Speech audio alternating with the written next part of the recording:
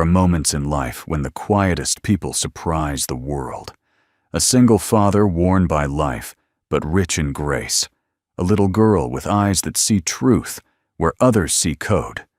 And a room full of powerful leaders who never imagined that help would arrive in sneakers and innocence. Today, you will witness how heart outshines rank, how humility humbles authority, and how a child's courage can save more than systems. It can save the souls who build them. If you're someone who believes that goodness still matters, that strength can whisper, and that miracles sometimes come holding a parent's hand, then stay with us. This story will remind you why we still have hope in humanity. Before we begin, if heartfelt stories like this speak to you, we warmly invite you to join our channel. A gentle subscribe helps us continue sharing moments of courage, kindness, and quiet heroes who restore faith in this world. Now, let's begin. The automatic glass doors whispered open as Daniel Carter stepped into the fortified command center, his daughter's small hand tucked securely inside his own. The air inside was crisp, too clean, too sterile, smelling faintly of metal recycled oxygen and the quiet hum of machines running calculations that decided real lives. Emily's sneakers made soft taps on the polished floor-blue backpack, bouncing slightly with each step. She craned her neck, eyes wide, captivated by the hundreds of glowing screens sprawling like an electric horizon.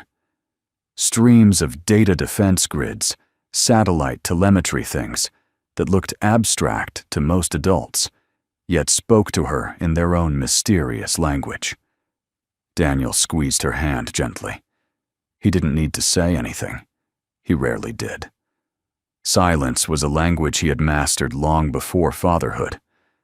At the reception checkpoint, a stern-faced guard with ribbons across his chest looked Daniel over. His tone wasn't unkind, just protocol sharp. Identification. Daniel handed over his veteran ID and maintenance job form. The guard scanned it, eyes flicking between the document and the quiet man in front of him. Daniel stood straight shoulders, broad beneath his faded green shirt. Long hair, brushed behind his ears. Posture, calm but disciplined. There was something about him, an old steadiness that made one hesitate before underestimating him. Maintenance tech position, the guard confirmed. Daniel nodded once. Just trying to work. Keep things running. That's all. The guard's gaze slipped to Emily. We usually don't have kids inside. Military installation. Daniel's voice was warm but firm. I'm a single dad. Couldn't leave her home. I won't get in the way. Emily lifted her hand and waved. Hi. The hardened soldier blinked, caught off guard by innocence, in a space where innocence rarely breathed. Proceed. Daniel offered a respectful nod and guided Emily forward. Rows of soldiers in fatigues marched past, but among them were civilian engineers in suits, analysts in pressed shirts, and intelligence personnel with cold eyes softened only by fatigue. The atmosphere was urgency wrapped in discipline. As they entered the central command floor, Emily froze in awe.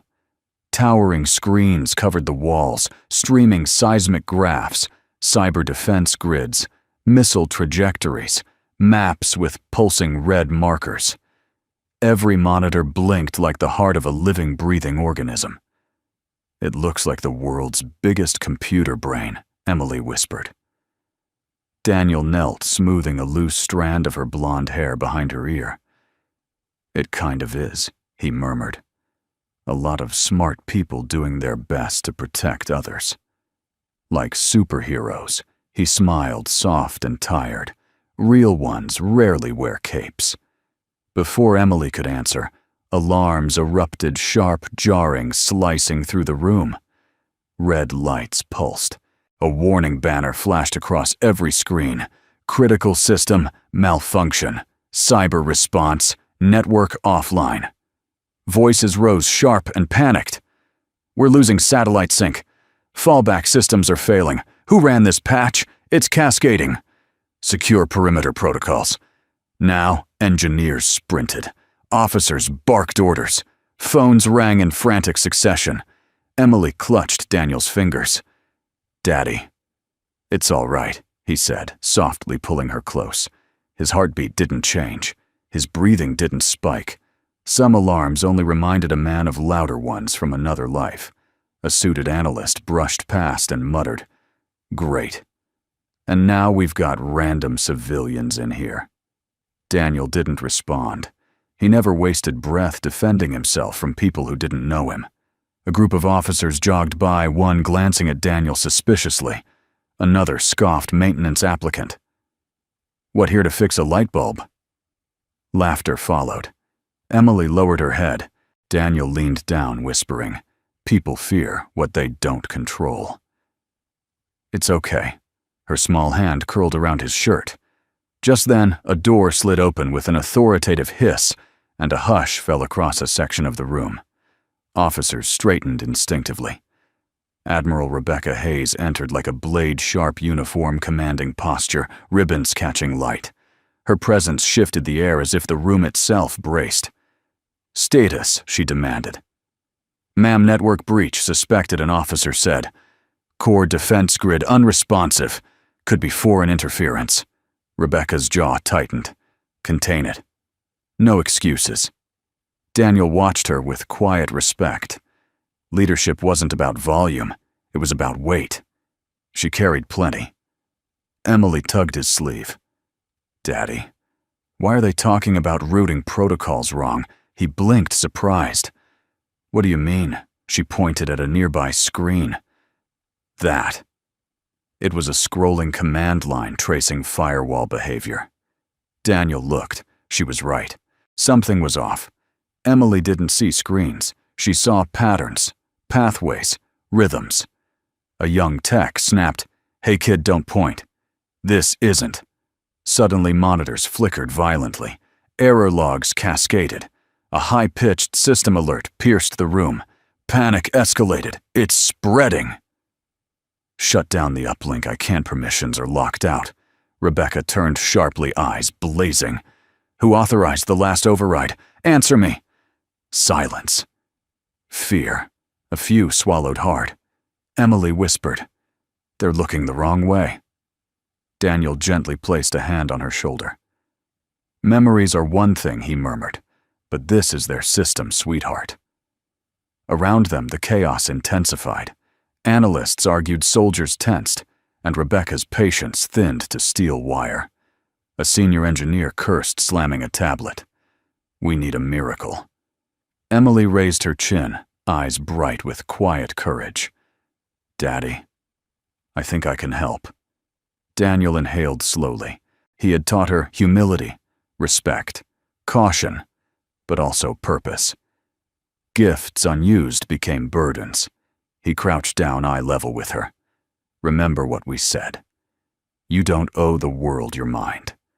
But when you give it with kindness." She nodded. Before he could stop her, she stepped forward. "Excuse me," she called out, small voice steady. Every head turned. Rebecca's eyes narrowed. "Who is this child?"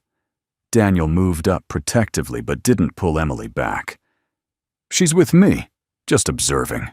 A technical specialist sneered. "Sir, this is a military cyber emergency, not a field trip." Emily swallowed but didn't step back. "Ma'am, your routers are looping wrong, and the backup failsafe is pointing to itself. That's why nothing's working. You need to break the cycle and reset permission keys before switching to manual." Silence crashed louder than alarms.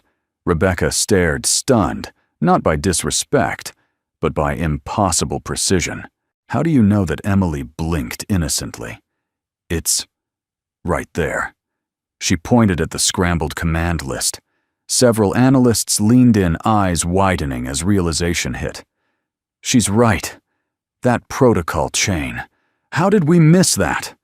No way. Rebecca studied Daniel's suspicion and awe warring in her gaze. "Who are you?" Daniel met her eyes calmly.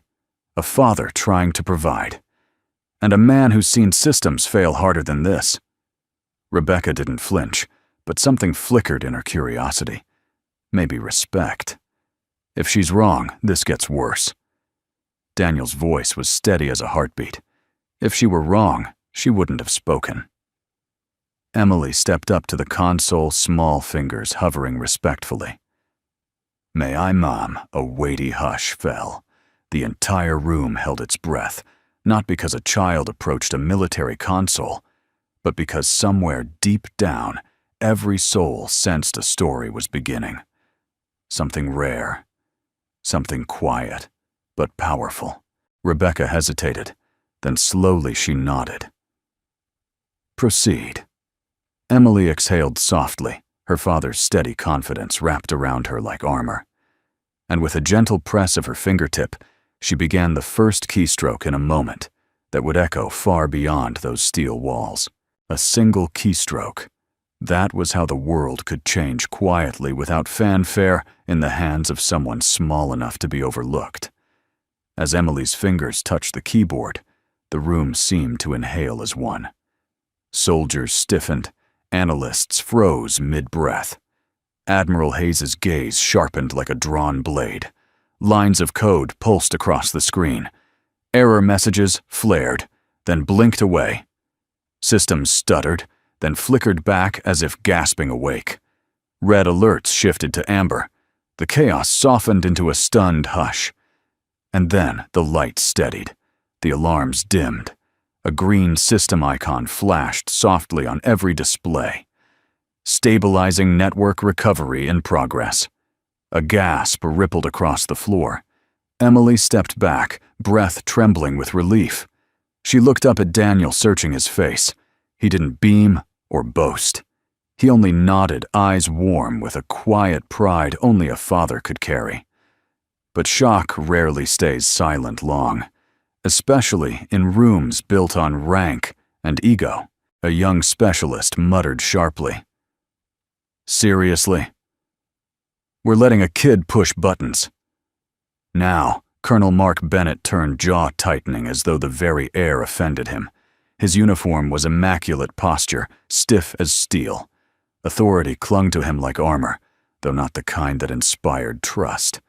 A coincidence, he snapped. Systems were already cycling recovery. Actually, a technician began, but Bennett raised a hand, silencing him. Admiral Rebecca Hayes stepped forward. "Who authorized that input?" Daniel remained calm. She asked permission. "You granted it." Rebecca's eyes flicked between them, controlled but swirling with conflict. Duty and logic warred in her expression. Pride, too. It was hard to embrace miracles when they didn't wear rank. Before she could respond, laughter cut through the tension. A cybersecurity contractor leaned back in his chair, smirking. "Well, congratulations. We've hit a new record. The Pentagon hires 8-year-olds now." Emily flinched just barely. Daniel's fingers brushed her shoulder, gentle but grounding. He didn't glare, he didn't bite back. He simply looked at the man with an expression too calm to be anger. It was dignity, the kind that unsettles those who don't have it. Another analyst chuckled under his breath. "Maybe she can fix my Wi-Fi next." The mockery hung in the air like smoke, thin but stinging. Emily's eyes lowered, shoulders curling inward. Innocence bruises fast. Daniel crouched, voice a soft anchor. "Look at me." She lifted her gaze. "You did good. You always do good. Let noise stay noise." She took a breath, small, steady, but brave. Rebecca's expression shifted something in the father-daughter bond, disarming her usual iron grip. But command reflex returned quickly. She folded her arms. "This is classified infrastructure.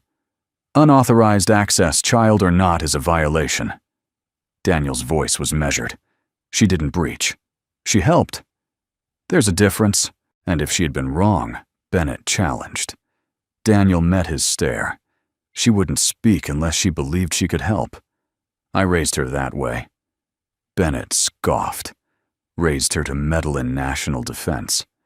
Emily's voice, tiny but clear, slipped in. I only wanted to stop the hurt.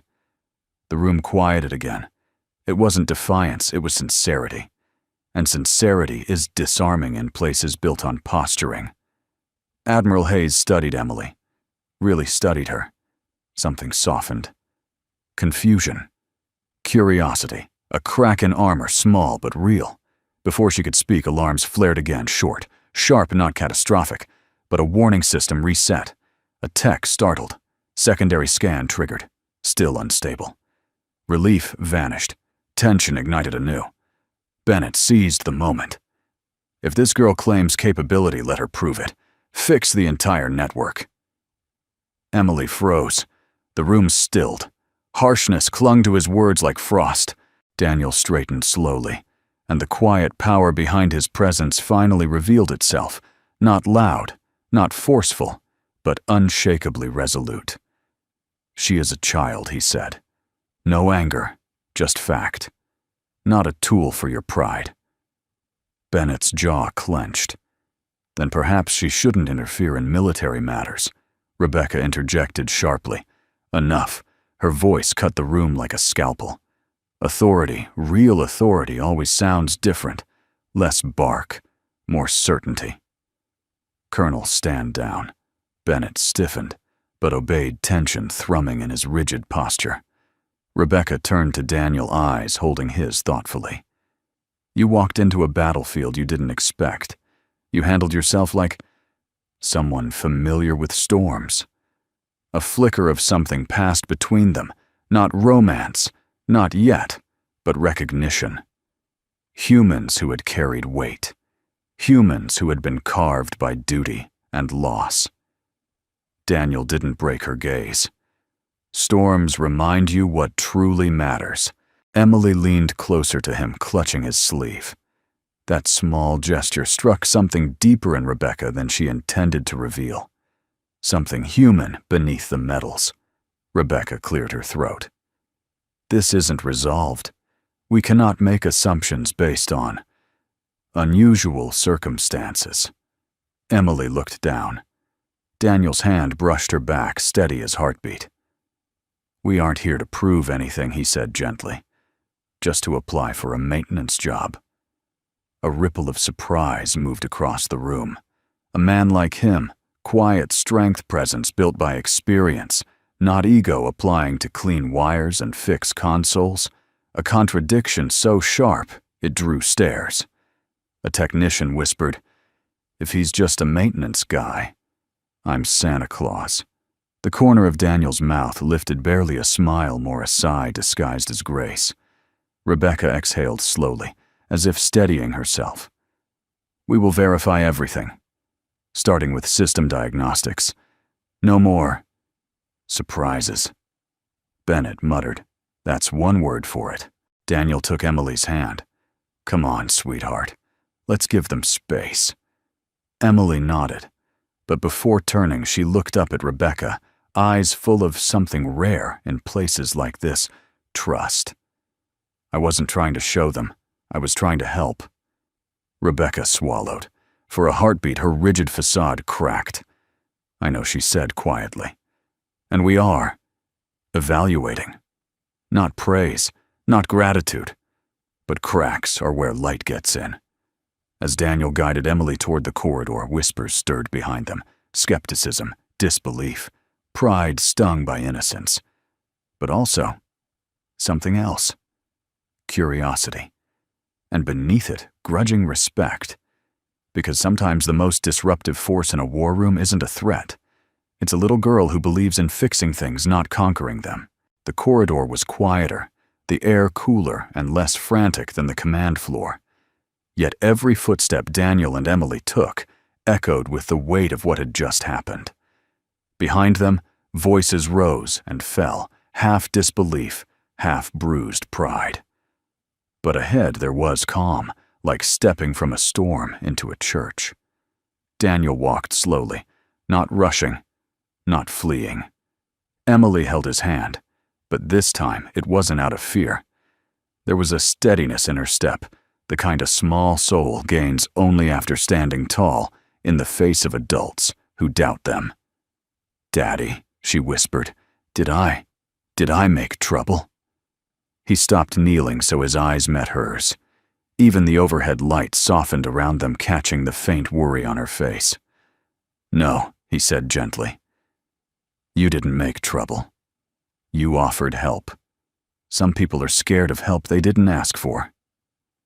Emily's little brow furrowed, thinking deeply in that way she did. Logic. Wrestling with emotion, innocence, trying to understand ego. I just wanted to fix it, she murmured. Broken things should be fixed, not ignored.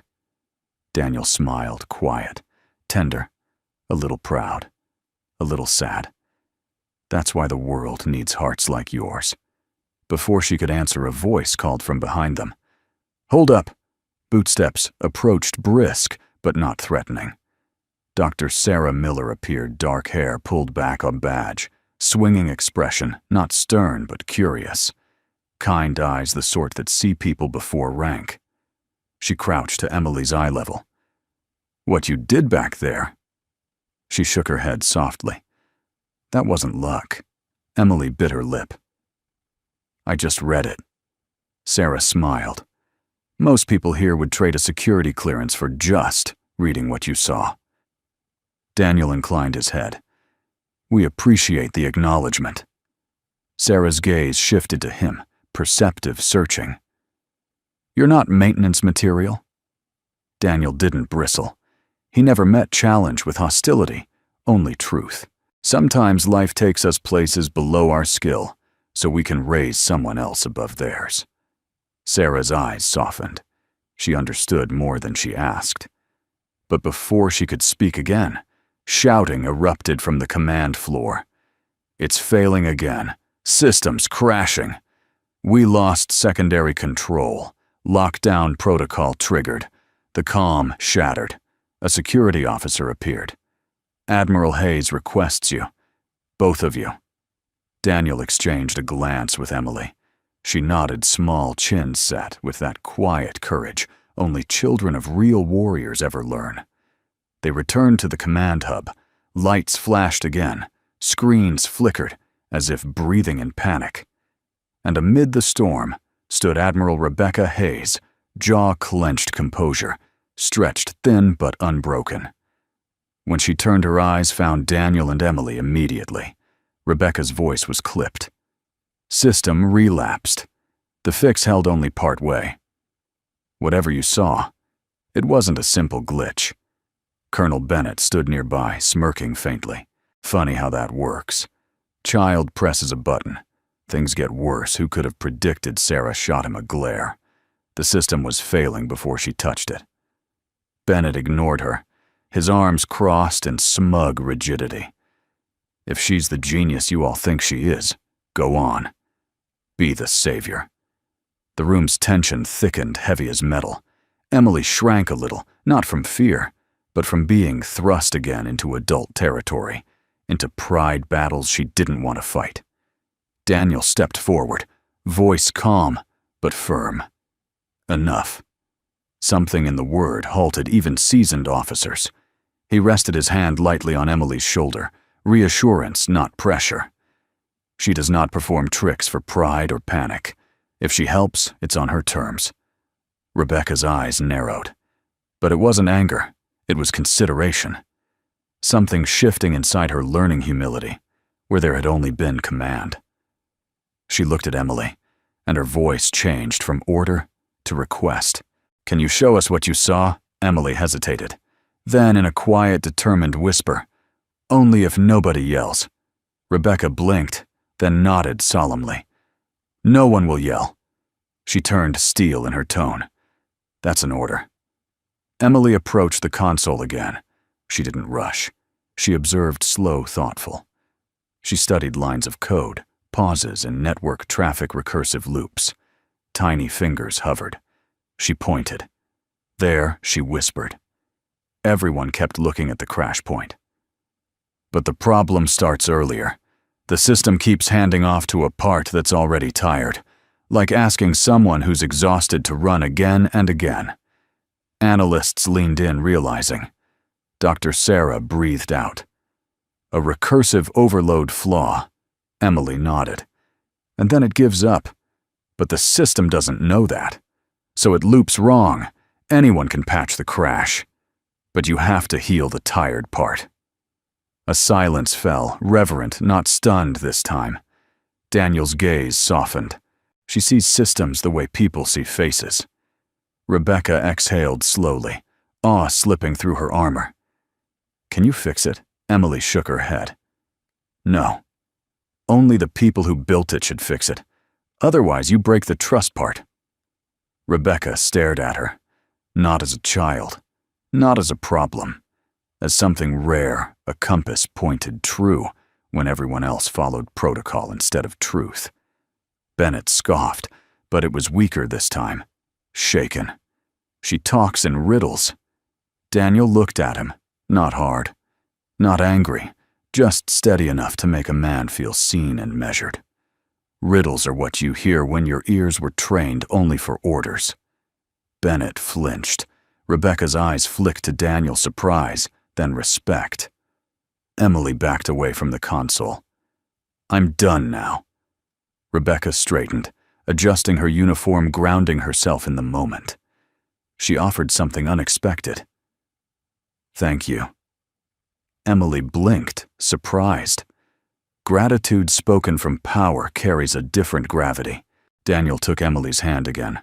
Rebecca watched them, voice quieter. This isn't over. We'll need you both again. Daniel nodded once. We'll be around. As they turned to leave, Sarah whispered, She didn't just fix code. She made grown soldiers listen. Daniel smiled faintly. She reminds us that strength isn't always volume. They walked out, two quiet figures, leaving behind a room full of medals, noise, and shaken certainty. Sometimes the bravest breakthroughs aren't loud. Sometimes they're 8 years old. They exited the command floor once more, but this time the silence felt different. The first time they left as unknowns. Now every step carried the weight of a disruption, neither planned nor welcomed, a child who saw truth, and a father who never asked to prove anything. In Daniel's world, dignity wasn't loud. It existed in the spaces where one refused to be rattled by arrogance. Yet the storm behind them wasn't done. Power rarely lets go quietly. As they reached a side hall, Emily tugged at Daniel's sleeve. Dad. Why were they all so tight, like they couldn't breathe? Daniel paused, considering. Sometimes the higher someone climbs, the more afraid they are of falling. Emily blinked, so they forgot to look up instead of down. He smiled gently. Something like that. Before he could say more, heavy footsteps approached. They turned to see Admiral Hayes striding toward them, the kind of walk that didn't chase but commanded ground quickly anyway. Mr. Carter. Emily. Daniel straightened instinctively, though he didn't snap to attention. Respect didn't always need rigid posture. Rebecca stopped a few feet from them, jaw set, but eyes uncertain. A woman used to answers, wrestling with a moment she couldn't file neatly into protocol. You two shouldn't leave yet, she said. The system isn't stable, and we need clarity. Daniel's voice was steady. We don't seek involvement beyond helping when harm appears, Admiral. Rebecca studied him. That's the part I can't reconcile. You walk into one of the most secure facilities in the nation for a maintenance job, and your daughter casually points out vulnerabilities no senior engineer has detected in 2 years. Daniel met her gaze. Calm, unwavering. Life trains some of us differently. Something flickered in her eyes. Curiosity, suspicion, respect. Before any of them spoke again, Colonel Bennett emerged from a nearby doorway. He strode forward with a confidence sharpened by ego and bruised by embarrassment. There they are, he muttered as though announcing culprits. Emily instinctively stepped closer to Daniel. Bennett noticed. His lip twitched, not in empathy but irritation. Admiral Hayes Bennett declared, If this... display of luck is to be taken seriously, we should test it. Rebecca stiffened slightly. Colonel. He pressed ahead. Men like him rarely paused once their pride was wounded. Let the girl attempt a full system analysis. If she is what some here seem to believe, she will succeed. If not, Daniel's tone cut in softly, yet with unexpected authority. She has no need to justify herself to you, the colonel glared. This is a national defense system, not a school science fair. Daniel didn't flinch. And she is a child, not your scapegoat for a system failing under your watch. Bennett's nostrils flared. A man unused to being seen through suddenly transparent. He jabbed a finger toward the command center. If that girl is some prodigy, let her prove it. Emily's hand tightened around her father's. Her breath trembled, not from inability, but from exhaustion, from being pulled into a world where innocence felt like intrusion. Daniel knelt and turned to her voice, soft. You owe them nothing. Emily's voice was a whisper. But people could get hurt if it breaks again. Rebecca listened, and something shifted deeper inside her. Duty, yes, but also humanity. A recognition she didn't expect that greatness didn't always wear rank and courage, sometimes came holding a father's hand. She looked at Bennett, her tone sharp as a blade drawn without flourish. Colonel, stand down. Bennett stared at her, as though she'd betrayed gravity itself. Ma'am, that's an order. He clenched his jaw, swallowed hard, and took a step back. Orders obeyed, but resentment coiled beneath. Rebecca then turned to Emily, not commanding now, but asking, Emily, no one here expects you to carry the weight of our failures, but your insights are valuable. If you wish to help further, we will listen, not demand. Emily studied her face, searching for truth. Then she nodded softly. Not from obedience, but kindness. Okay, but I need to sit. Rebecca blinked, as though the request cracked something inside her reality, reminding her genius comes in small bodies that still tire easily. She gestured to a nearby ops table. Of course. Emily climbed into the chair, legs dangling. Technicians paused mid-task, unsure whether to feel threatened or humbled by the small figure swinging her feet while scanning data streams. Daniel stood behind her, like an anchor, silent, steady.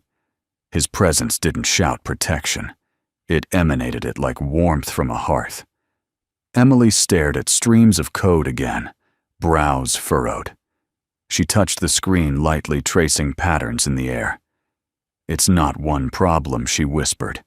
It's a chain. Someone patched things wrong lots of times. It built a maze. And now the maze is breaking. Bennett scoffed. She's guessing? Sarah Miller, who had quietly followed, stepped forward. No.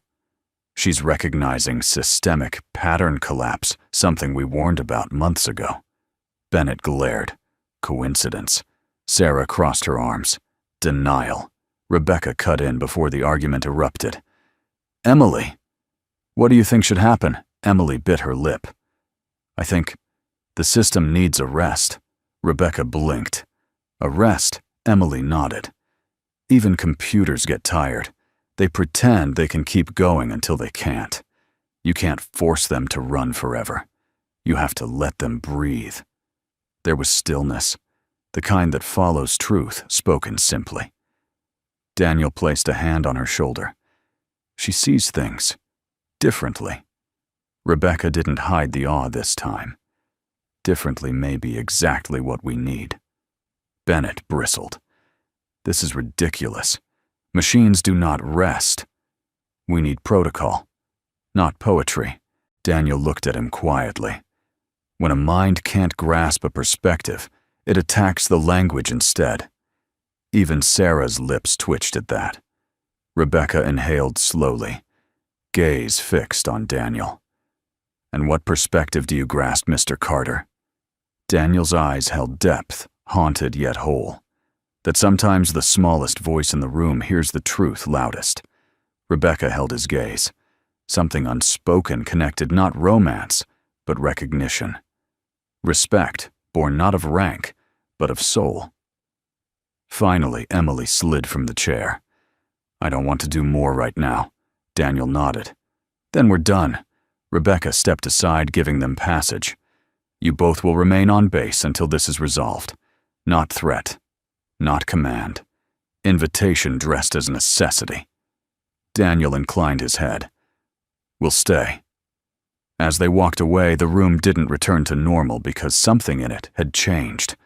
A general's certainty cracked, an officer's pride shaken, a scientist's hope dared to rise, and a father and daughter walked quietly into a future that neither side yet understood, but none could ignore. Sometimes the greatest challenges are not the ones the world sets for us. They are the ones we refuse to let pride force upon our children. They walked away again, but now the silence felt heavier, not uncertain, not fearful, but weighted with what lingered in the air behind them. Emily had not solved the network fully. She had done something deeper. She had exposed a truth no one wanted to acknowledge. The system wasn't simply failing. It was tired, layered in patches, crumbling under years of quick fixes and pride. And Daniel knew better than anyone when systems break. Quietly, the loudest are often the ones who fear being revealed. He guided Emily toward a side seating area, a quiet alcove overlooking the airfield beyond reinforced glass. Outside, jets cut the sky in silent arcs, engines distant but powerful. Yet inside this building, the loudest noise wasn't aircraft. It was pride, scraping against reality. Emily climbed onto a bench, swinging her legs. Daniel sat beside her. For a moment, neither spoke. They just breathed. "Daddy." Emily murmured, "They're scared." He nodded. People often are when someone small sees something big. She leaned her head against his shoulder. "I didn't mean to make them upset." He wrapped an arm around her, protective, gentle. "Kindness doesn't always look like comfort, sweetheart. Sometimes it looks like truth." Her little fingers curled around his sleeve, grounding herself in him, her constant, her shield, her steady world. A rustle of footsteps broke the quiet. Dr. Sarah Miller approached, carrying 2 small paper cups. She offered one to Emily warm cocoa, the other to Daniel black coffee. Emily's eyes brightened. "Thank you, ma'am." Sarah smiled softly. "Geniuses deserve cocoa, and heroes need coffee." Daniel took the cup, offering a humble nod. "We're not heroes." Sarah studied him, not the long hair, not the simple clothes, but the posture, the eyes, the calm command without effort. "I've met enough men in uniform to recognize one who never stopped serving, even when he stepped off the battlefield." Daniel didn't answer. He didn't need to. She sat across from them. "You know," she began quietly, "there's a term in psychology, pattern intuition. Some rare minds don't analyze, they feel structure. They sense when something's wrong, the way a musician hears a wrong note." Emily tilted her head. "I don't hear notes. I see threads and knots. Some are loose, some tight, some tied wrong." Sarah inhaled. "Exactly that." Before they could continue, a shadow fell across the hallway. Colonel Bennett again. His presence always arrived like a cold draft, not sudden, but unwelcome. He approached, lips thin. "I see we're still entertaining the civilian child prodigy conference." Sarah's expression chilled. "Colonel, she's 8, and she's tampering with military intelligence systems." Bennett crossed his arms. "I don't care how precocious she is. This situation is dangerous." Daniel stood slowly, deliberately, not aggressive, but like a mountain rising. He didn't speak. He simply looked at Bennett, steady as stone. Bennett bristled defensively, as if challenged by a man who hadn't even spoken a word. Emily slid off the bench and stepped forward, small but unafraid. "Sir," she said, voice soft but clear, I didn't break anything. Bennett scoffed. Good intentions don't secure a nation. Emily blinked up at him. Fear doesn't either. The hallway stilled. Daniel placed a hand on her shoulder, a gentle reminder he was there. Emily's bravery didn't come from being reckless. It came from being loved.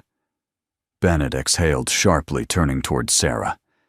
If we allow this circus to continue, we risk the integrity of he froze mid-sentence. Daniel's gaze had shifted, not threatening, but knowing. Watching Bennett not like an opponent, but like a man whose truth would eventually surface. And in that moment, Bennett looked away first. He cleared his throat. Admiral Hayes wants a full report in 20 minutes. Then you should go prepare it, Daniel replied calmly.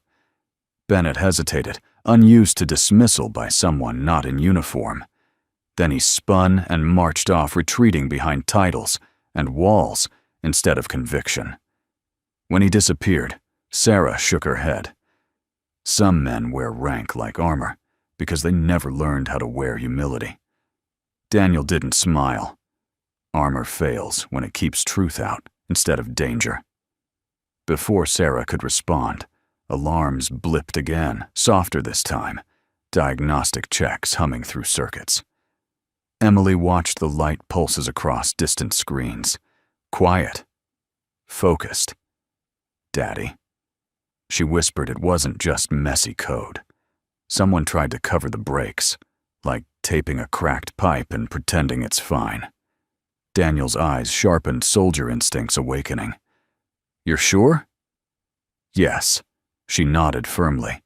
Someone patched wrong on purpose. Maybe to hide mistakes. Maybe so nobody would know the system was tired. Sarah leaned in tension, rising. If someone covered flaws, that means negligence at best. Sabotage at worst. Daniel's jaw set. The quiet man's expression changed, not loud, not angry, but the stillness of a former warrior realizing danger wasn't distant. It was inside the walls, invisible, subtle, and human. Emily tugged his sleeve. Is it bad if someone hides mistakes? Daniel looked at her eyes, gentle again. It's worse when they know the truth and choose pride instead of fixing it. She nodded solemnly, as if adding another truth to her small internal library. They sat again, a father, his gifted daughter, and a scientist whose conscience was waking faster than her training. Outside, planes kept crossing the sky symbols of power.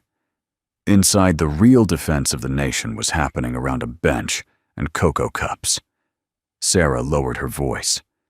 Daniel, who were you before this? He looked out the window to the flight line, the open horizon beyond military fences. Someone who learned that saving the world means nothing if you lose the reason you wanted to save it in the first place. Sarah followed his gaze and saw the shape of a story she didn't yet know, but deeply wanted to. Emily leaned against him again. Daddy, are we helping?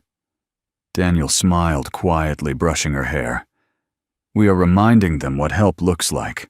The hum of distant servers vibrated faintly through the walls as they sat in that quiet corner, cocoa cooling truth settling heavy in the air. Emily leaned into Daniel, soft and thoughtful, while Sarah stared at nothing, processing. Outside, jets still carved strength across the sky, but inside another battlefield was taking shape. Not in open conflict, not with salutes or orders, but in corridors, screens, and pride. Daniel had seen this kind of battlefield before, the kind where the enemy wasn't a flag but a flaw, and flaws when buried were far more dangerous than foes who announced themselves. Emily murmured, Someone hid the mistakes, so no one would see the tired part. Sarah nodded slowly. And if that's true, someone's been protecting their career more than the country. Silence answered her, heavy, certain.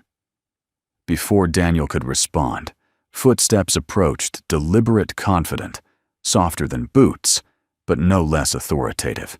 Admiral Rebecca Hayes stood before them again, tension drawn like a line between duty and doubt.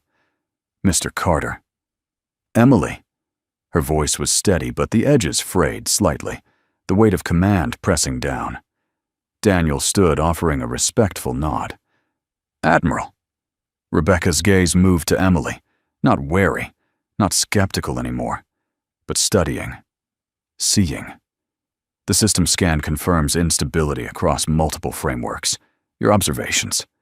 She paused as though unused to giving such acknowledgement. "Were accurate."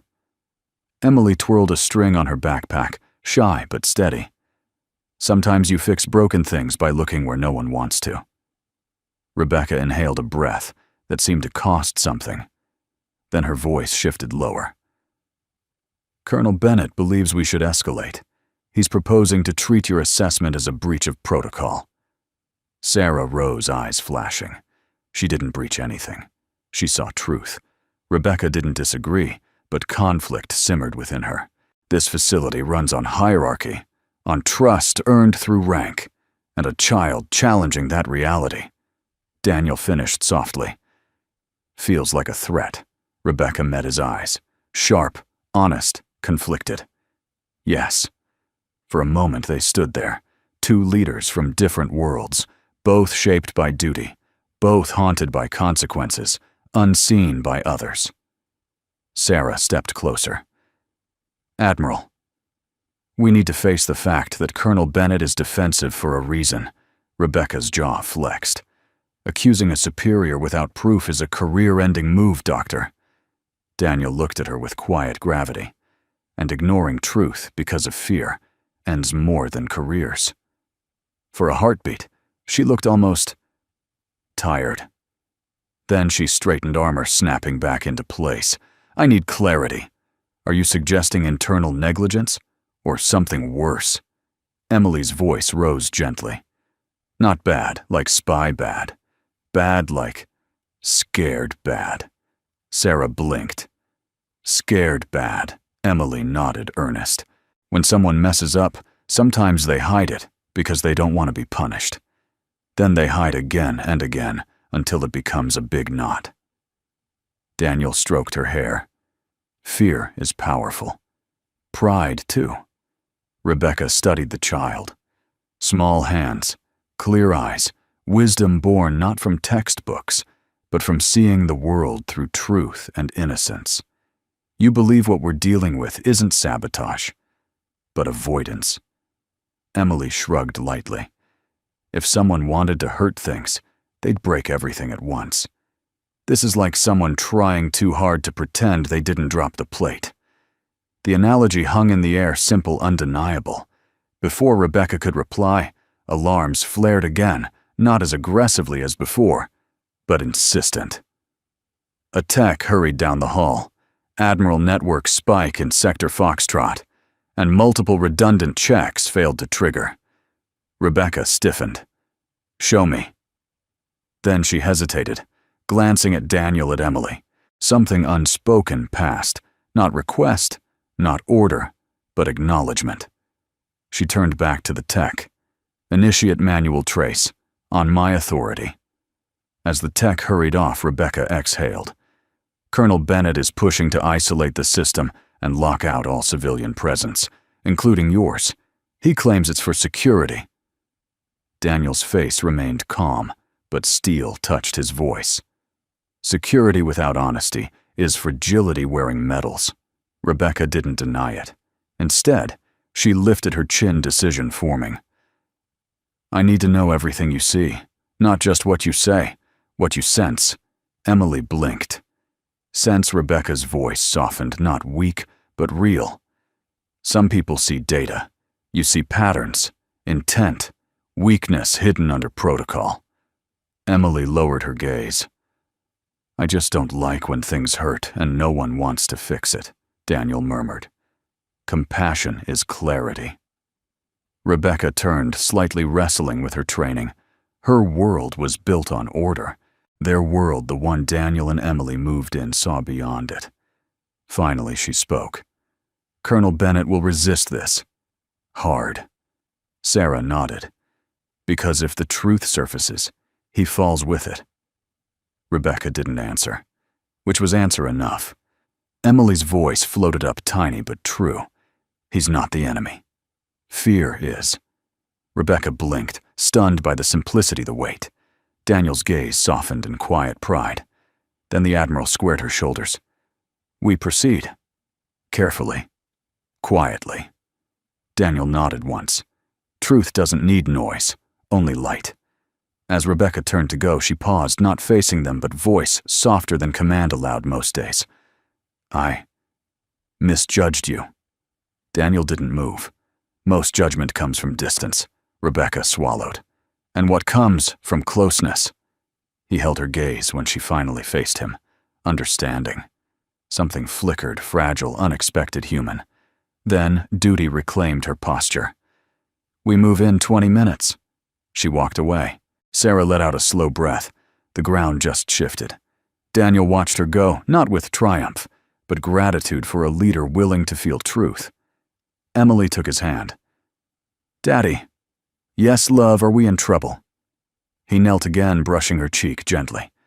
"No, we are in truth, and truth is hard, but never trouble." She nodded, leaning into him. In the distance, Tech's hurried alarms blinked, and somewhere inside this giant machine of national security, a crack widened, not from an attack, but from honesty seeping in. And for the first time, the system wasn't the only thing being tested. The people inside it were too. They remained seated after Admiral Hayes walked away. The weight of the moment settling like dust in quiet sunlight. The alarms had faded again, but the tension remained, the kind that didn't scream, but whispered in corners, traveled through glances, lived in unspoken truths. Emily rested her head on Daniel's arm, fingers tangled in his sleeve, like a child holding on to the one part of the world she knew would never let go.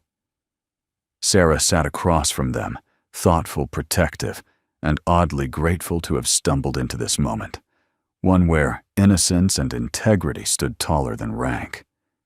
Daddy, Emily murmured, "What happens when grown-ups don't listen to what's true?"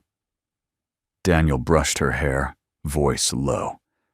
"Truth waits, sometimes in quiet, sometimes in storms, but it always waits." Emily nodded as if storing that away in her small but vast mind. Sarah leaned back, studying Daniel. "You know," she said softly, "most men would brag if their child did what she did today." Daniel's gaze stayed on Emily. "Bragging is noise. She deserves peace, not pressure." Emily looked up at him, small smile forming love so simple and so deep it felt sacred. Sarah saw it, and for the first time in a long time, she felt her heart soften in a place she didn't realize had hardened. The moment didn't last long. Footsteps approached, lighter than boots, slower than determination. Rebecca Hayes returned, but she wasn't marching this time. She walked like someone searching for footing on unfamiliar ground. "Mr. Carter," she began, but her voice held something new. Humility, learning to share space with command. Daniel stood gentle but respectful. "Admiral." Rebecca glanced at Emily, expression softening briefly. Then she looked at Daniel again, and something unguarded flickered in her eyes. Curiosity, and maybe a question she didn't yet know how to ask. "You handled yourself like someone who's been in high-pressure theaters before." Daniel didn't answer immediately. He wasn't evasive, he simply chose silence the way others chose words. Silence for him wasn't an absence, it was a decision. Rebecca continued quieter this time. Men with that kind of calm usually wear stars, or scars. Sarah shifted slightly, sensing the beginning of something raw. Emily turned toward her father, instinctively reaching for his hand. Daniel lifted her up, letting her settle on his hip, her head against his shoulder. He finally spoke. Some scars don't show, and some stars aren't sewn on uniforms. Rebecca's breath caught. She had seen soldiers carry pain like armor. She knew the sound of truth when it didn't need to prove itself. Sarah looked between them, sensing depth. Daniel, who were you? Daniel didn't look at them. He gazed out the window beyond security fences and control towers toward a distant runway where morning light glinted off metal. His voice was steady, almost quiet enough for only Emily to hear. I was someone the world needed once. Someone who followed orders, missions codes. Emily held him tight as if feeling memory stir behind his ribs. And then he continued, voice softer, yet somehow stronger. I became someone one little girl needed more. Sarah's throat tightened. Rebecca's jaw loosened, not in weakness, but in recognition. Too many soldiers she knew had lost homes, while defending borders, lost families, while protecting nations, lost themselves while serving flags. You walked away, she murmured. I walked toward something Daniel corrected gently, toward raising a child who would never mistake silence for weakness or strength for noise. Emily peeked up at him. You're my hero. He kissed the top of her head. And you are mine. The quiet between them wasn't empty. It was full of memory, sacrifice, love that had chosen peace over power. Rebecca swallowed against the ache of understanding, deeply, painfully familiar. My husband, she began, then paused. Even her voice seemed surprised she had spoken. He served. He believed duty was love. He never understood that love is its own duty. A silence followed, not awkward, but shared. Wounds recognizing wounds. Daniel nodded. Service without heart becomes obedience, but service with love becomes honor. Rebecca looked down as though letting those words settle somewhere she hadn't let anything land in years. The intercom buzzed overhead, breaking the spell. Admiral Hayes, Colonel Bennett requests urgent counsel in briefing room 2. Rebecca's steady composure returned, but not fully. Something human stayed with her, now threaded through the steel. She straightened. I need to go. But before I do, she looked at Daniel, then at Emily, and for the first time the power in her posture came not only from rank, but respect. What happened here today, she said quietly, will not be buried, not by pride, not by fear. Emily blinked. Truth should shine, even if it starts small.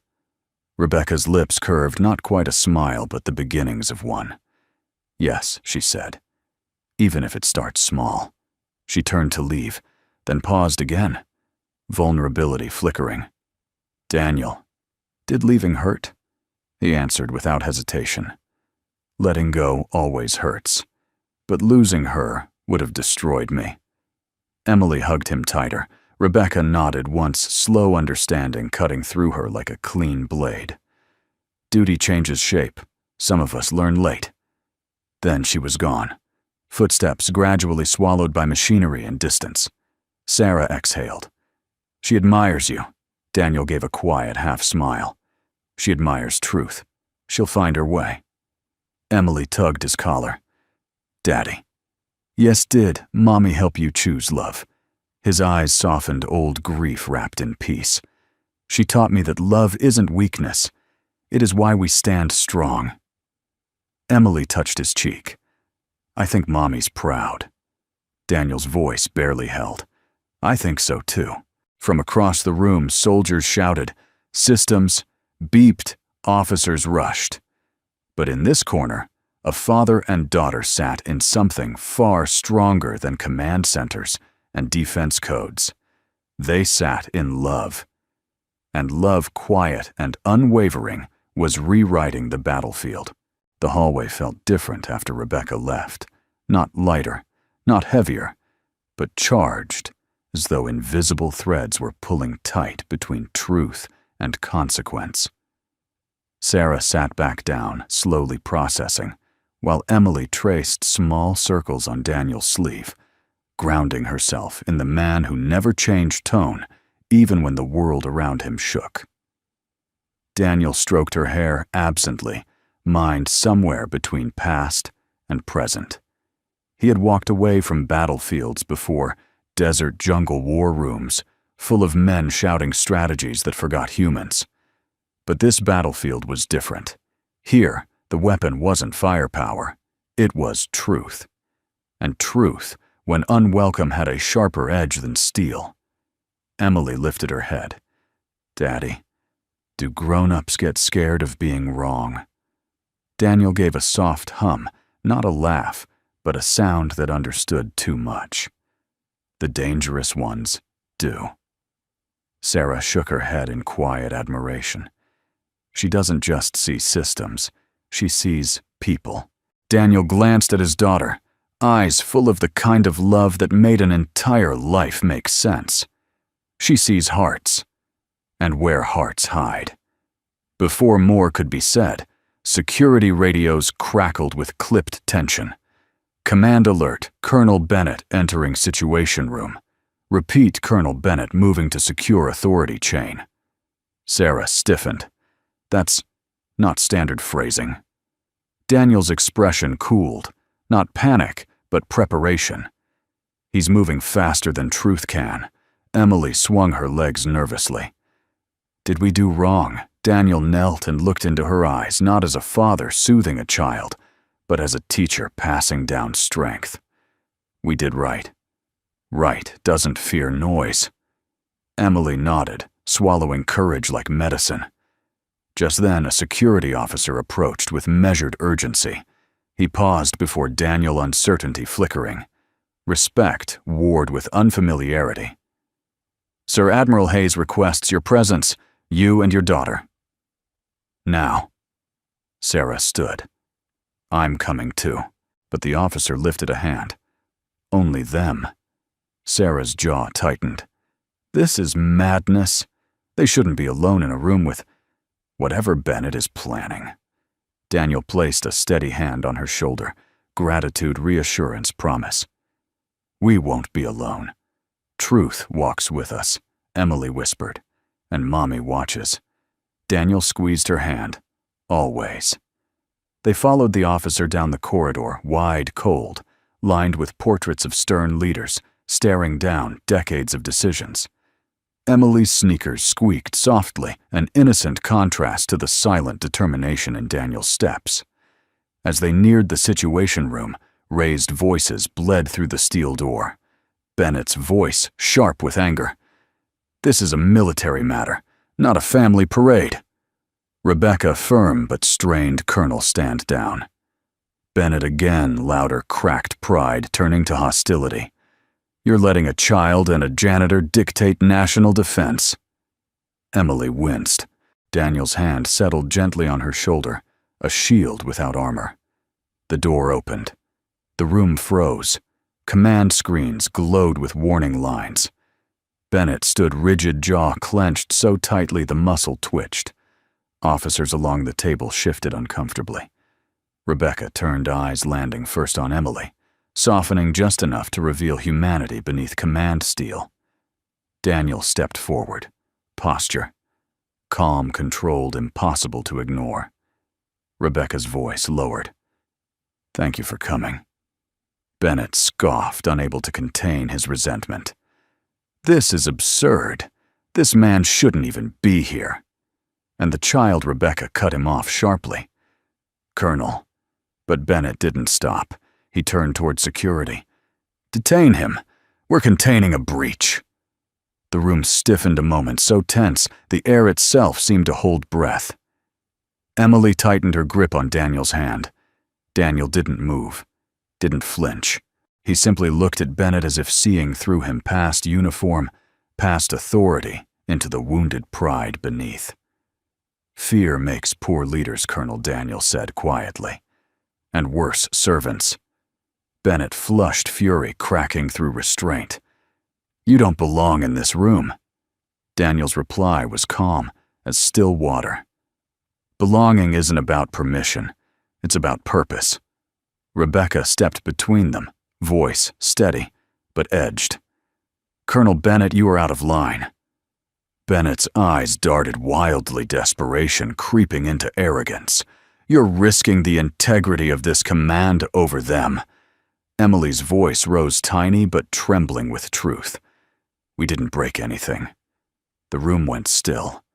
She stepped forward, shaking slightly, but brave in the way only hearts unscarred by ego can be. "We tried to help, but helping hurts when someone is scared of being seen." Bennett stared at her, and for a flicker, fear flashed in his eyes. Not of danger, of exposure. He turned on Rebecca. "You let a child embarrass this command. If you continue this charade, I'll..." Rebecca's voice cut like a blade.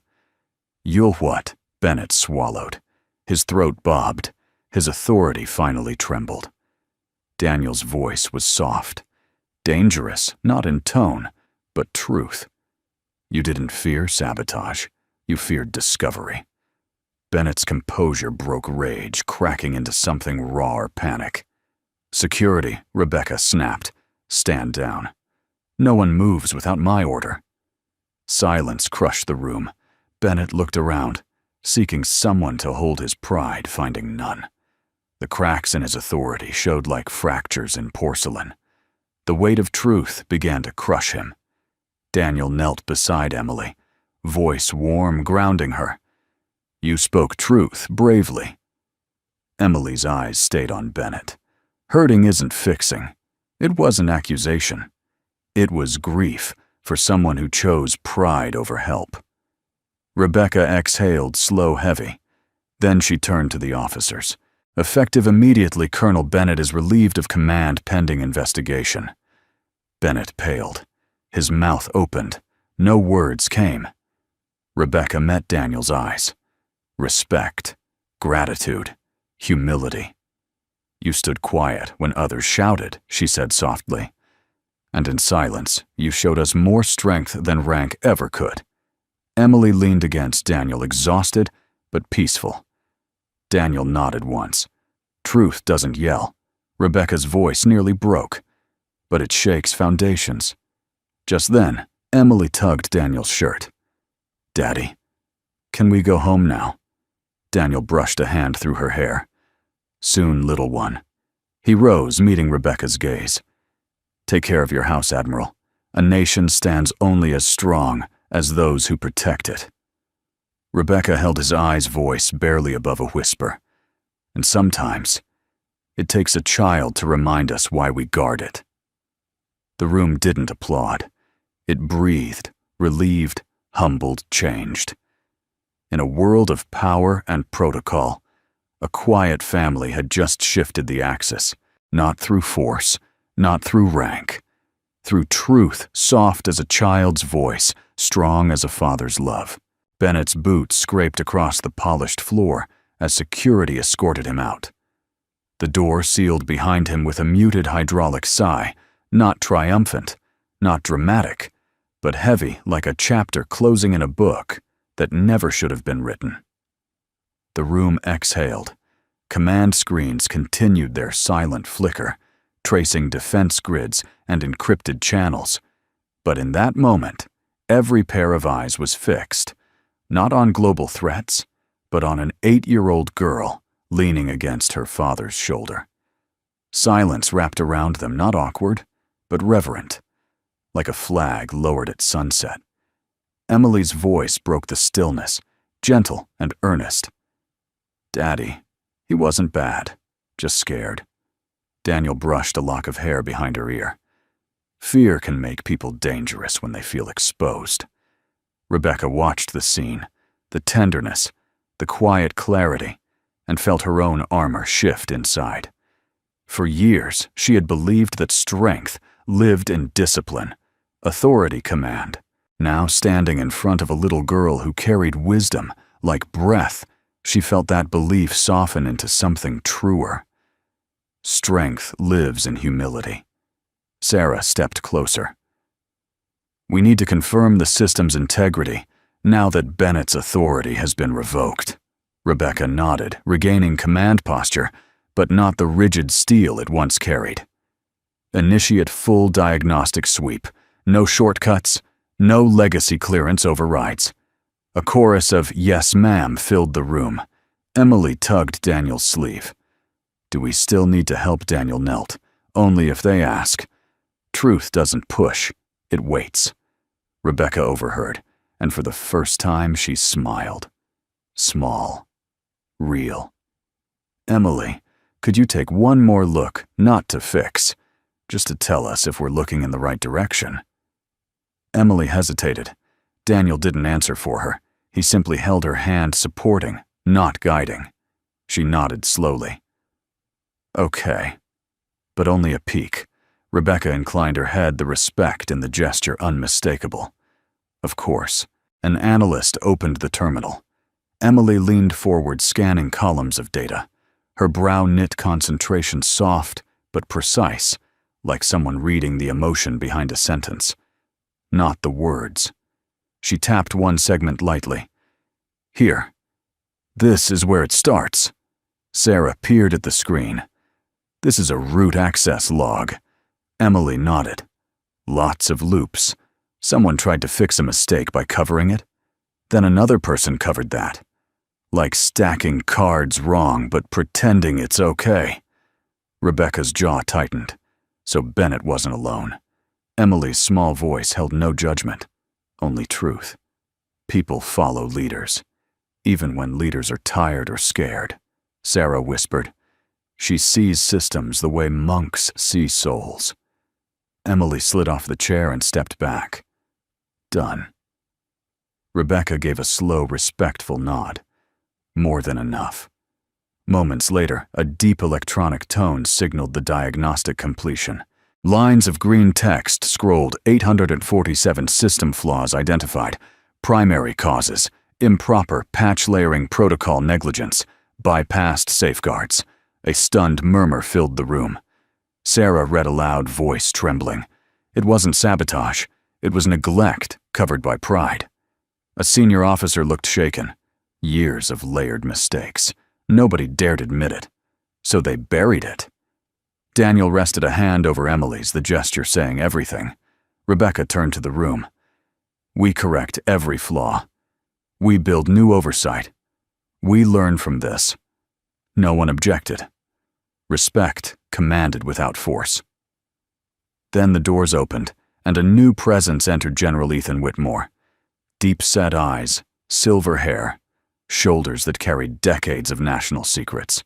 He paused, surveying the room like a man who could read morale faster than code. Status, he asked. Rebecca stepped forward. Internal failure, sir. Not enemy breach. A slow nod. Accountability. Colonel Bennett relieved pending full investigation. Good. His gaze moved, searching for the center of gravity in the room. It found Emily. He approached with measured steps, then lowered himself slightly.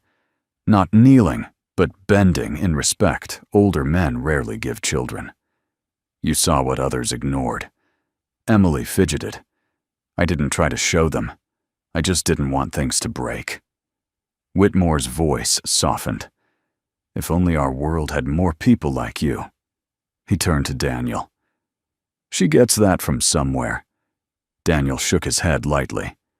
She gives me more than I ever gave her.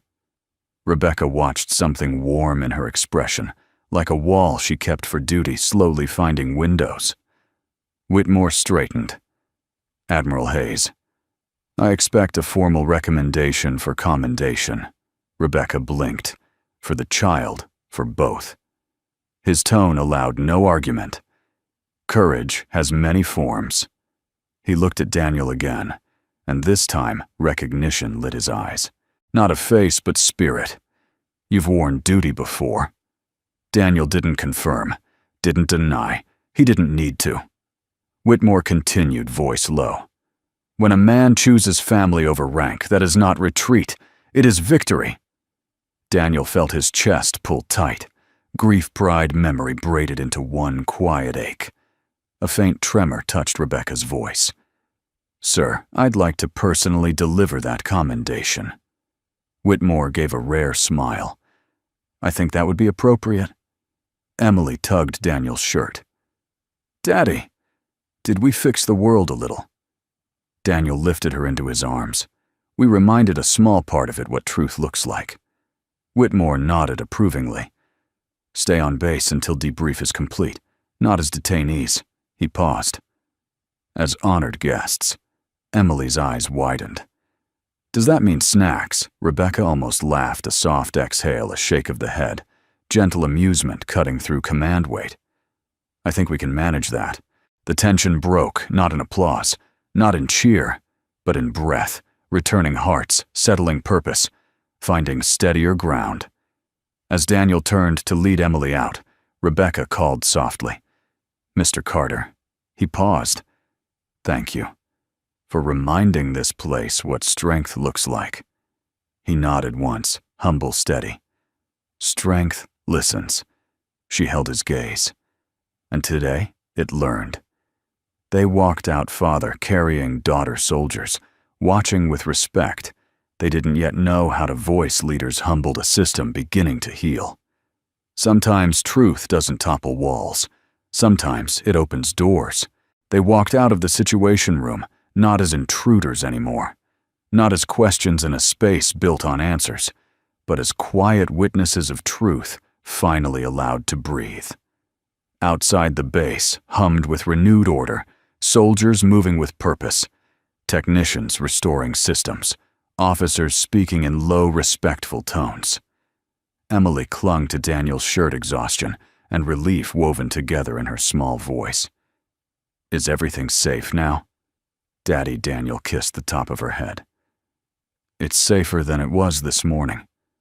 She nodded, satisfied, not because she understood the full scale of what had happened, but because she trusted the heart that had carried her through it. Sarah joined them, walking at their side like someone who had found her compass again. "There's going to be ceremony," she murmured. "Recognition.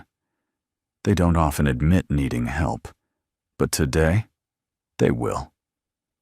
Daniel offered a soft smile. "Recognition isn't why we helped." "I know," she replied gently. "That's why it matters." Soon after, Rebecca approached, but not with the rigid march of command. Her steps were measured, grounded almost, human in their tempo.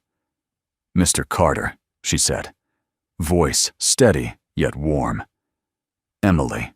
Emily straightened instinctively, as if acknowledging some important moment in her small life. Rebecca held a folder, not thick, but weighty in meaning. "General Whitmore has ordered a formal commendation. A ceremony will begin shortly. Your presence is required." Daniel nodded once. "We'll be there." But Rebecca didn't move yet. She stood there holding something inside that wanted release, but didn't yet know the shape of freedom. After a breath, she spoke, not as a commanding officer, but as a woman remembering how to feel. "When I took this command," she began, "I thought strength meant carrying weight alone. Today I learned even strength must sometimes be guided or humbled by quieter truths." Daniel met her eyes. Leading isn't knowing everything. It's knowing when to listen. Her lips curved not in smile, but in gratitude. "And today, I listened." Emily grinned softly. "Listening is like fixing code. You find the knots." Rebecca blinked, as if that simple sentence struck deeper than any strategic briefing ever had. "Yes," she said quietly. "You untied a knot today in this system, and perhaps in me." Silence settled between them, respectful, warm, new. Then the intercom chimed all personnel to main hall for commendation ceremony. Rebecca inhaled, resettling her shoulders, not into armor this time, but into honor. "Follow me." The hall filled slowly, medals, glinting boots, polished flags, steady and silent witness. Uniforms lined the walls, salutes sharp, yet there was something softer in the air. Curiosity, respect, a hint of awe.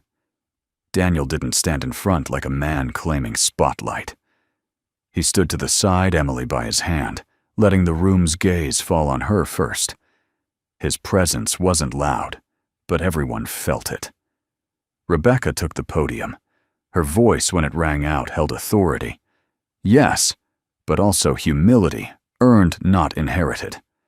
Today she began, "We acknowledge a truth larger than rank. Strength does not always wear stars. Guidance does not always come from experience. And wisdom sometimes comes in small voices." Eyes drifted to Emily. She blushed and pressed closer to Daniel. This child, Rebecca continued, saw what we could not. Not because she sought importance, but because she sought to help. And in doing so, she reminded us of the foundations we serve: integrity, courage, protection of those who cannot protect themselves. A hush. Pride softened by humility. And her father, she added. Gaze, settling on Daniel, stood with a strength that did not need title or uniform. The kind of strength that holds when systems fall. The kind that comes from sacrifice and love. Something flickered across her expression: respect, admiration, maybe even something deeper, quieter, unspoken. She turned, and General Whitmore stepped forward. In his hands, 2 medallions, silver gleaming under the lights. Emily fidgeted. Daniel steadied her with a gentle squeeze. Whitmore spoke, voice warm with gravity. Emily Carter, for uncommon clarity, for courage, guided by compassion, and for serving the truth without fear. We award you the civilian honor of distinction. Applause rose, not explosive, but meaningful, proud, touched. Emily's eyes widened as Whitmore placed the ribbon around her neck. "Thank you," she whispered. Whitmore knelt slightly. "No, thank you." Then he stood before Daniel holding the second medal. Daniel Carter, for integrity under pressure, for embodying the highest values of this nation even outside uniform, and for raising a spirit who strengthens us all. We offer recognition and invitation. Daniel tilted his head. Invitation. Whitmore smiled knowingly. To return, in whatever capacity you choose. We need men like you. Daniel's breath caught memories stirred, loss flickered, pride warmed. A door opened, not forced, not demanded, just offered. He nodded slowly. "I'll consider it." Whitmore respected the answer without pressing. That is all any true leader asks. They shook hands, firm, quiet, equal. After the ceremony, officers broke into conversation, but Daniel and Emily found a quiet corner, away from ceremony noise, just breathing in the moment. Rebecca approached again, without medals, without titles, just a woman walking toward something new. She stood beside him, gaze following Emily, as she traced her new ribbon with small fingers. "You could come back, you know," she said softly. "Not to serve rank, but to serve purpose." Daniel didn't answer right away. His eyes were distant, but peaceful. "I've already served. I've bled. I've lost." She nodded slowly. "I know," he added, voice gentle. "Right now she needs me more than the system does." Rebecca looked at Emily, then back at him, eyes filled with admiration. Not for power, but for love. And that is why the system still needs people like you. Emily tugged Daniel's hand. "Daddy, can we go get ice cream?" He smiled, small, quiet, pure. "Yes, sweetheart." Rebecca exhaled a soft laugh, a proper debrief. Daniel's glance held warmth. Some things heal better with sweetness. Rebecca looked at him, truly, looked and spoke without command, without agenda. "If you ever want company for that ice cream one day, I'd like to join." It wasn't flirting. It was respect. A door. A beginning. Emily grinned. "Daddy likes strawberry. I like chocolate." "What do you like?" Rebecca paused, softened, then answered gently. "Vanilla. Simple. Steady." Daniel's gaze held hers for a quiet heartbeat. Simple can be good. Their silence wasn't empty. It was full of possibility, of respect, of something warm enough to wait for. Emily tugged again. "Come on. Ice cream melts. Daniel chuckled, lifting her. Then we'd better hurry. Rebecca stepped aside, watching them go. Strength softened by healing command, reshaped by compassion. Heart beginning to remember how to open. Not rushed, not demanded. Slow. Earned. Human. The afternoon sun spilled across the military runway. Like gold, brushed over steel, soft light. Meeting hard edges, a reminder that even the strongest places needed warmth. The ceremony had ended. Applause had faded. Voices dimmed to murmurs, then to the gentle hum of bass activity returning to routine. But some moments don't return to routine. Some moments quietly plant themselves, knowing they will grow into the rest of a life. Daniel carried Emily across the courtyard, her new medal glinting against her small chest. She held her ice cream cup in one hand, spoon in the other, drifting between tired and triumphant in the way only children can. "Daddy," she whispered, leaning sleepily on his shoulder. "Being brave is tiring." He kissed her forehead. "That's why real brave people rest." She nodded, satisfied eyelids fluttering like she might fall asleep right there in his arms. Sarah walked beside them for a time, sharing gentle smiles and quiet pride, before turning toward the science wing, with a wave duty calling her back. But heart changed forever by what she'd witnessed. Finally, they reached the far edge of the airstrip, wide, quiet open. Beyond the fence, the horizon stretched endlessly, as though the world had widened itself after a truth had finally been spoken. Daniel lowered Emily onto a low concrete barrier. She swung her legs, staring at the jets parked under the sun. "They look like birds waiting to fly," she murmured. "They are," he replied softly. She leaned into his side. The wind brushed against them, not sharp like morning, but soft and settling like the exhale after a storm. Emily traced her medal absent-mindedly. "Daddy, did Mommy fly, too?" Daniel's breath caught a familiar ache, but no longer raw. She flew in ways most people never see. She lifted hearts. She held our world together. Emily rested her head on him again. Now we do that for each other. Daniel closed his eyes for a moment. Pride and grief and joy all braided together. "Yes, sweetheart. We do." Footsteps approached from behind, not hurried, not hesitant, somewhere between certainty and grace. Daniel didn't turn immediately. He felt her presence before seeing her. Admiral Rebecca Hayes stopped a few steps away, uniform jacket undone, now cap, tucked under her arm. Not a commander arriving, but a person. A woman who had spent years bracing herself against vulnerability, now allowing herself to stand softer in the sunlight. "You two have a way of finding the quiet corners," she said gently. Daniel smiled slightly. "Quiet corners tend to find us." She stepped beside them, looking out over the runway. For a long moment, none of them spoke. They just stood there, a military leader, a silent soldier, turned father, and a little girl who saw truth as clearly as light. Then Rebecca exhaled. "It's strange," she murmured. "All the training we go through, all the strategy, yet sometimes the thing that saves us is innocence." She looked at Emily, and courage shaped by love. Emily blinked up sleepily. "Courage is easier when someone holds your hand."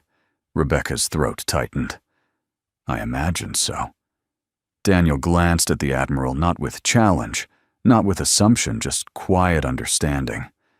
Leadership isn't always about standing in front. Sometimes it's about standing beside.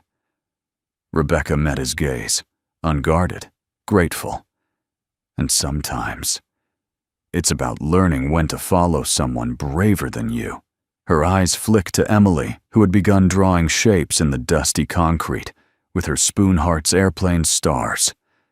Daniel chuckled softly. She leads without knowing it.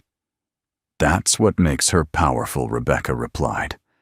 Then after a moment, she added in a tone fragile with truth.